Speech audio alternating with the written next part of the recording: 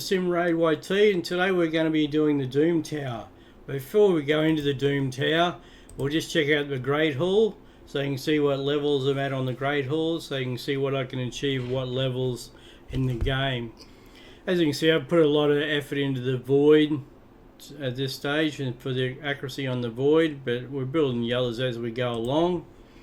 The champions we'll be using will be Mother Cybele. She'll be going the lead with her because she gives additional speed of 24%. Her skills are Master of Dread.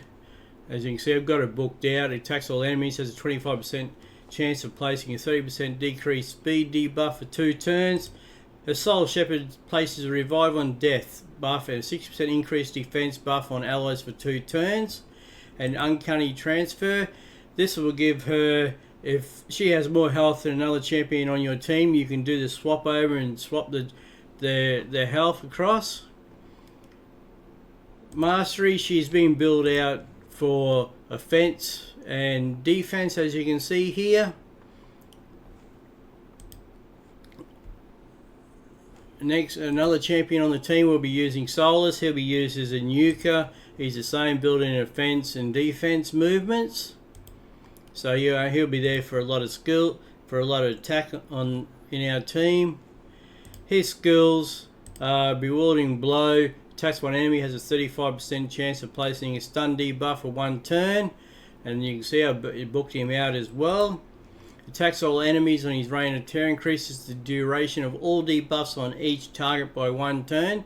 Then places a Provoke debuff on all enemies for 1 turn, places a shield buff on this champion for 2 turns equals to 30% of the damage inflicted. Damage increases by 10% for each debuff on the target. Wave of Despair. Attacks 3 times at random. Each hit has a 75% chance to remove all buffs. Also places Provoke debuff for 1 turn if a buff was removed by this skill. The Provoke debuff cannot be resisted, and then his aura won't matter because he's not in the lead anyway. Another champion on the team will be Madame Ceres. For her masteries, we build her out in defense and support because she's really there for her buffs, so really for what we're going to use. She's booked out as well. Panic Spread. Attacks one enemy, has a 20% chance of placing a fear debuff for 1 turn. This chance increases to 30% if the target is under 1 debuff. This chance increases to 45% if the target is under 2 or more debuffs. Midnight Ritual decreases attack and decreases defense. Removes all buffs from enemies, then places a 50% decrease attack debuff and 60% decrease defense debuff on all enemies for 2 turns. Trick or Treat. Attacks all enemies, has a 40% chance of stealing 1 random buff from each target, places a block debuff, buff on all allies for 2 turns if any buff is stolen, places a True Fear debuff for 1 turn on enemies who have buff stolen. And she's booked out as well. Witch's Grace places a shield buff on this champion equal to 10% of their max HP at the start of each turn. When attacked while under a shield buff, has a 35% chance of placing a fear debuff on attackers for 1 turn. We will have AOX in here as well. His masteries, he's put in some offense and support because he's there to heal and give health to our other champions. Attacks 1 enemy 2 times. Each hit has a 10% chance of placing a 5% poison debuff for 2 turns. Places a 50% decreased attack debuff on all enemies for 2 turns. Also has a 75% chance of decreasing each enemy's turn meter by 20%. Places a 30% decreased critical rate debuff on the target for 2% for 2 turns if they have a 50% or more turn meter after turn meter decreases. Lure of Restoration. This is what he's really in the team for. He attacks 1 enemy, then heals all allies by 10% of their max HP. Heals each ally by an extra 2.5% for each debuff on the target, and I have him booked out as well. And then increases the duration of 2 random debuffs on the attacker by 1 turn when attack occurs once per hit. As you can see here, we have him up.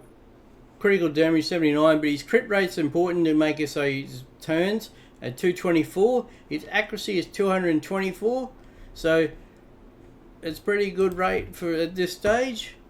And then we have Royal Guard. Now, Royal Guard skills, he's going to be another nuker in the team. Attacks one enemy, has a 50% chance of placing a 60% decreased defense buff for 2 debuff for 2 turns. And you can see I've got him booked out. His hamstring attacks 4 times at random. Each hit has a 60% chance of placing a 30% decreased speed debuff for 2 turns. Each hit also has a 60% chance of decreasing the target's turn meter by 25%. But this is his most important one, is his takedown. Attacks all enemies, damage increases according to the enemy max HP. And you can see I've got the additional books on here. His masteries, he is set up under offense to give the additional attack and some support.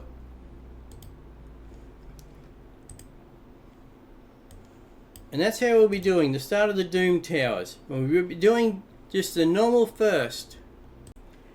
Okay, Doom Tower stage floor 16. Mother Sibeli will be our lead champion, and this as well gives Aurora skill a 24% additional speed. Madame Ceres is in the team, so she can do buffs and debuffs on our champions and on the enemies. AOX, he does buffs as well, but he has the benefit of being able to heal our champions as well. And then we have Solus and Royal Guard set up as our nukers for the damage. Mother Sibeli will lead off because she's the fastest champion in our team. And the more speed you can put on the champions, the better. It gives you more opportunity to take more turns over the enemy.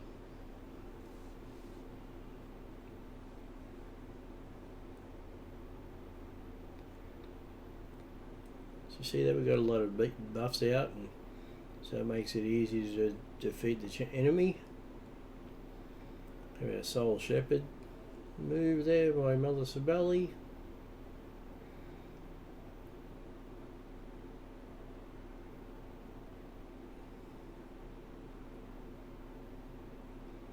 And they're taken care of pretty quickly. And that was floor 16, and we got 25 lesser void potions as the reward. Thank you.